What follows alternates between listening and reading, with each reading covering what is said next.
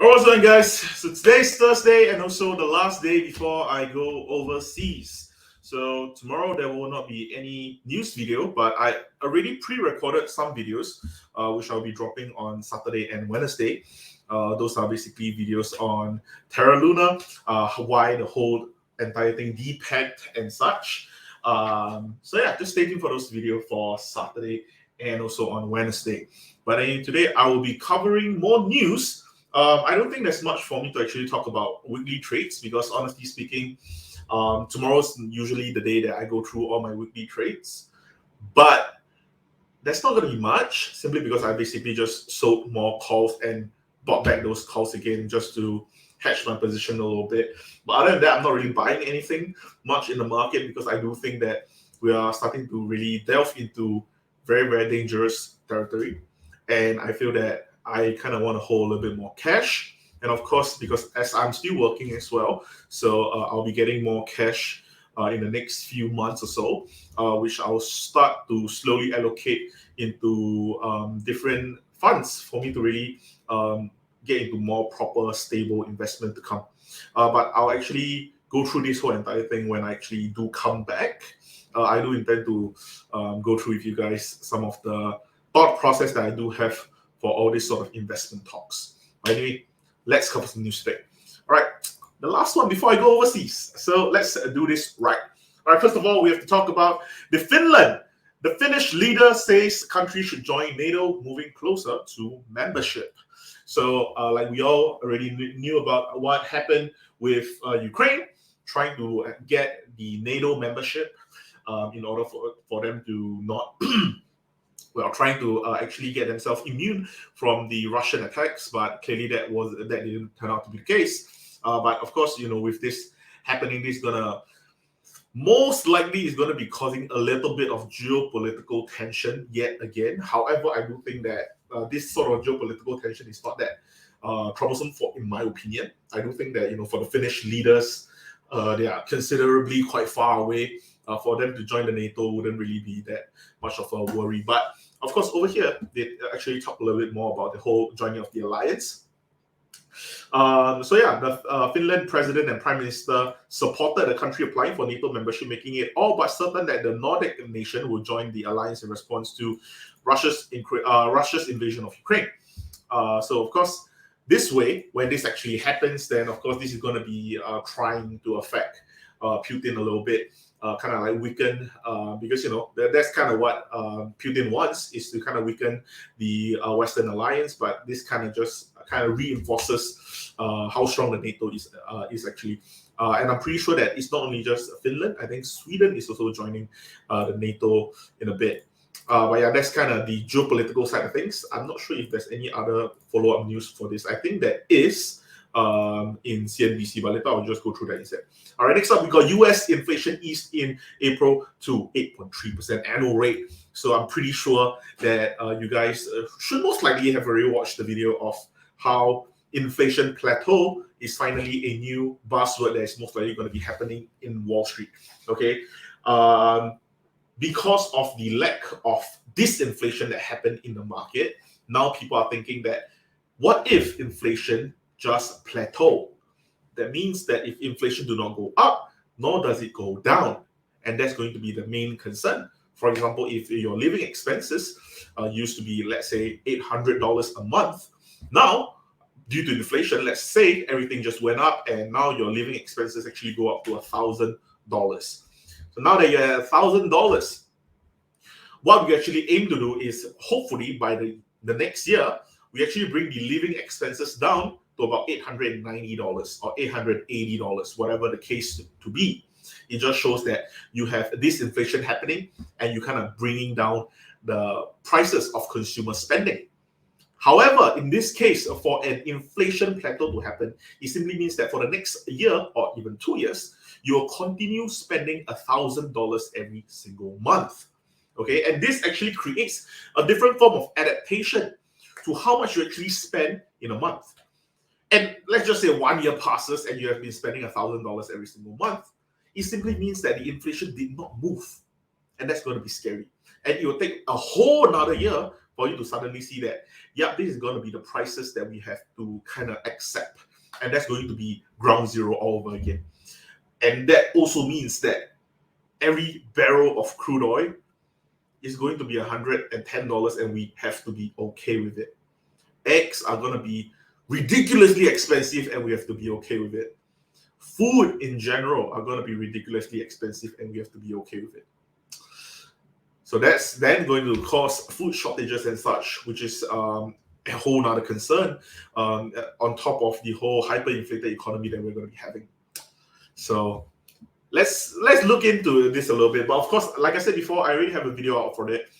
I have the expectation and I have the whole summary for it. Just look it up. But honestly speaking, I do think that what we are most likely going to be afraid of is about the airlines. The airline fare is the one that actually scared us the most. Can I find airline, gasoline, grocery, dining, airline travel? Okay, airline travel. Yeah, like I said before, airline travel, 18.6% in April from the prior month, the fastest rise on record. So of course, like I said before, I do think that because of the airline fares actually going up to that extent, that was one of the pointers that actually that wasn't really part of my calculation. I was expecting airline fares to actually go up. I was expecting airline fares to actually go up, but not to the same extent that it will actually bring up 0.12% in the CPIU. So sadly, that to be the case. And of course, for our core inflation, we actually went up to 0.6%. So troublesome, but nevertheless, okay.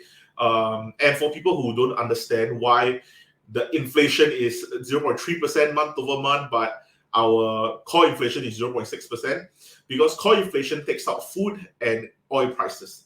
And oil prices actually had a disinflationary trend going downwards. So our overall is 0.3%, but because the core, we take out the food and we take out the gas, turns out it became 0.6% core inflationary data. So yeah, that's going to be something concerning. All right, next up. Again, we got to talk about TerraLuna. TerraLuna. So the day before yesterday, I made a video hoping to upload it.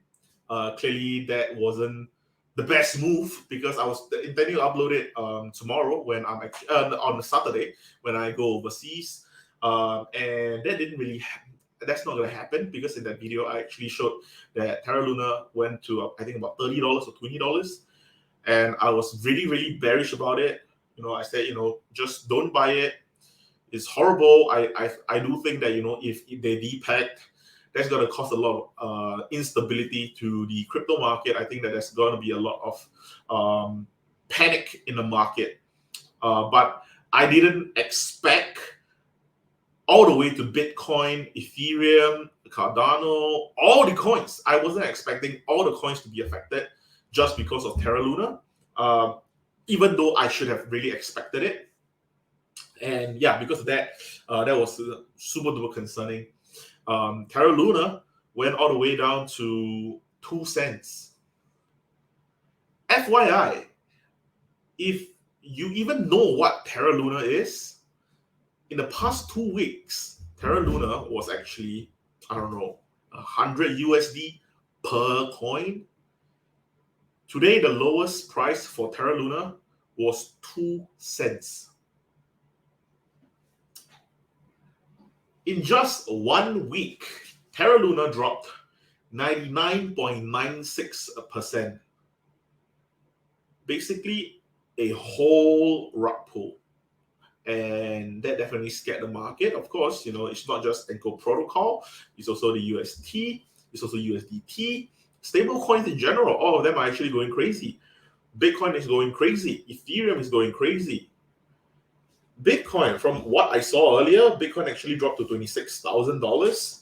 But right now, I do see Bitcoin trying to recover a little bit, back to the $28,000 mark again. But I am worried about Bitcoin. Nevertheless, I am worried about the entirety of crypto market right now. And I feel that, honestly speaking, I just hope that people who got really affected by the recent crypto market, I hope that you guys don't feel too down about it. because it's definitely a very, very hard time for you guys to go past. Probably you might feel depressed, you might feel suicidal even for some people who lost hundreds of thousands of dollars, some even millions of dollars.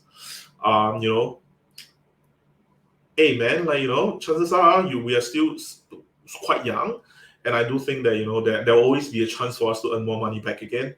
Be it going out for proper labor work or building our wealth again from the market and such, whatever to be the case.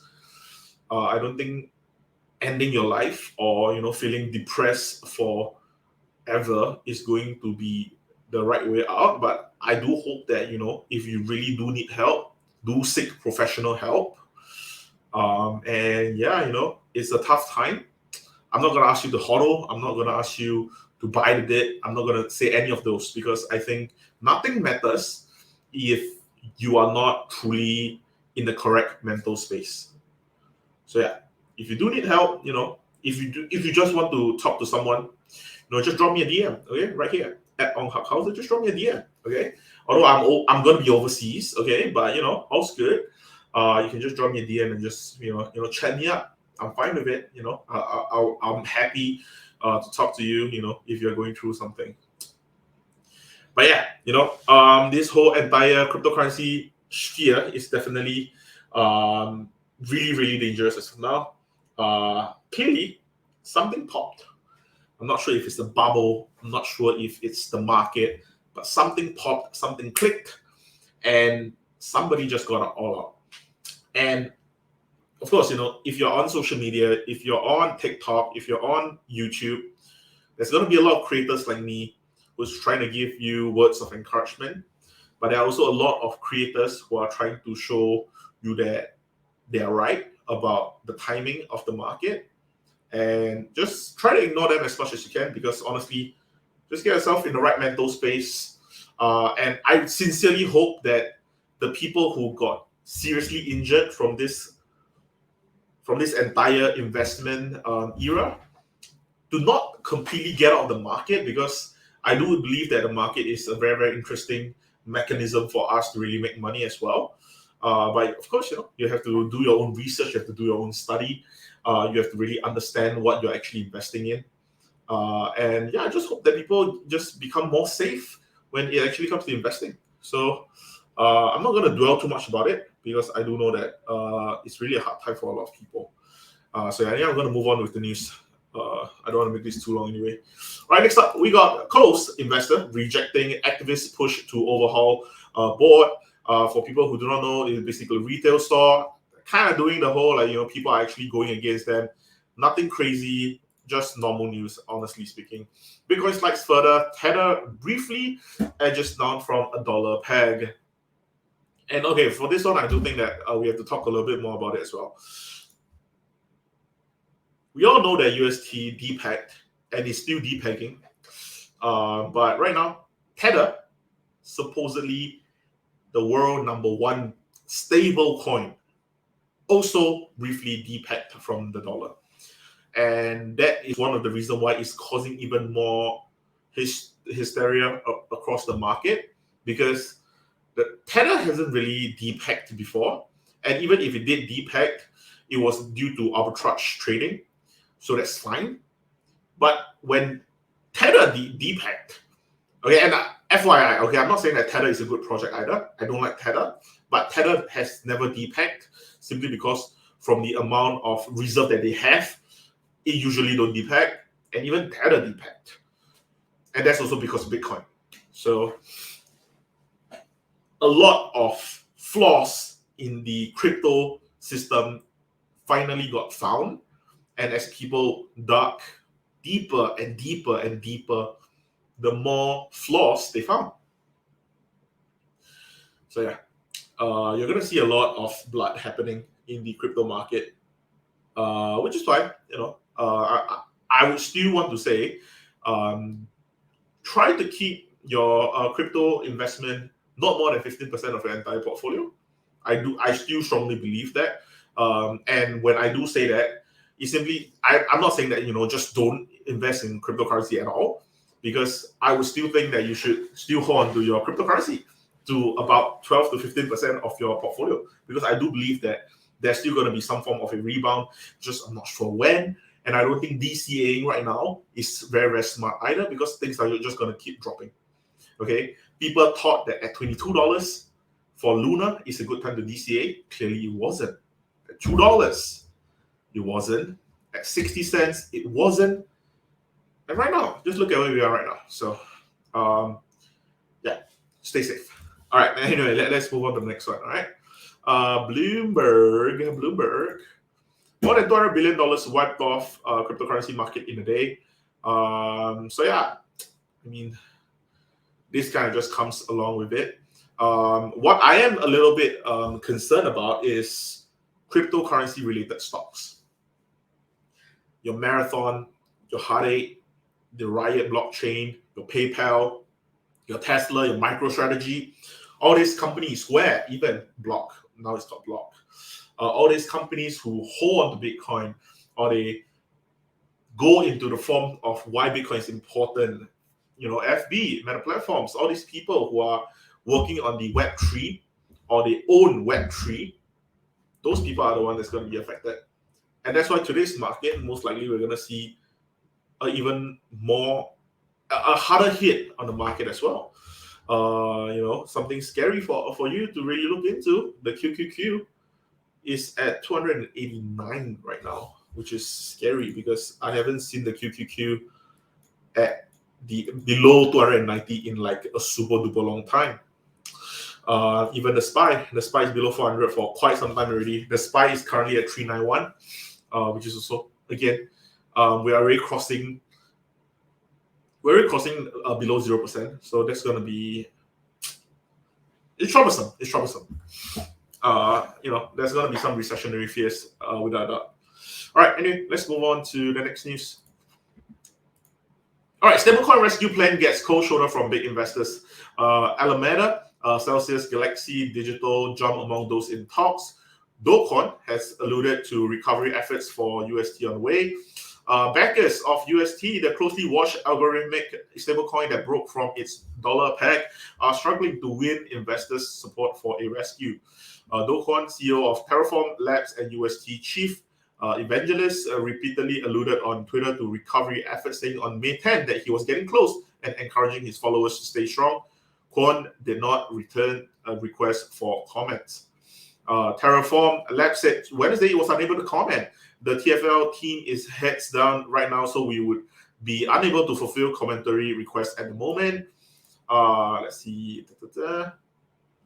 Celsius said that they were not involved. Nexo confirmed to Bloomberg that they have been approached and opt not to join the effort. Jane Street and Alameda declined to comment. And honestly speaking, that's kind of one of the huge reasons why as well. You have to understand the reason why TerraLuna is down so much is because they cannot afford to save TerraLuna. They have to save the UST. I actually explain more about this for the Saturday video, but I'm going to touch on it a little bit on this video as well. It's because they cannot afford to save TerraLuna simply because if a stable coin loses its peg, a stable coin loses everything. If you cannot hit the peg, you're basically a useless coin. For TerraLuna, they can be all the way to like 4/10 of a cent. No one cares. But if the UST is still stable pegged to the dollar, all is fine. So right now what they're trying to do is save the UST first. So we have to really see what's going to be happening as well. All right, so over here, let's see. John Crypto, who's a president, Kanav Korea is a member of the Luna Foundation Guard, also declined to comment. Okay, let's see a rescue plan, all right? As of morning in London, UST was trading at about 58 cents. Luna coin, which is part of the PEG mechanism, has tumbled 99% in the past 24 hours, complicating Quant's rescue effort.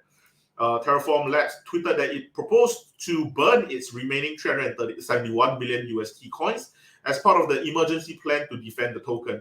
In total, the current rescue plan entails eliminating 1.39 billion tokens, or 11% of UST supply. Much of those tokens have been accumulated in recent days to absorb the sell-off in UST.